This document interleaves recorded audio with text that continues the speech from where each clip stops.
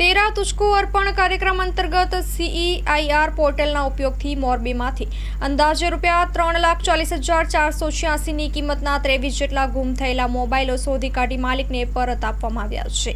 મોરબી અને માળિયા રોડમાંથી ખોવાયેલા 23 જેટલા mobile Morbi city B division, Morbi taluka અને માળિયા તાલુકા પોલીસે શોધી કાઢી માલિકને પરત આપ્યા છે। મોરબી જિલ્લાના અરજદારોના ગુમ થયેલા તથા ચોરાયેલ મોબાઈલ શોધી કાઢવા અત્રેના સ્ટાફની સૂચના કરેલ હોય, જે અનુસંધાને Morbi city B division police સ્ટેશનના પોલીસ કોન્સ્ટેબલ દેવાયતભાઈ રાઠોડ તથા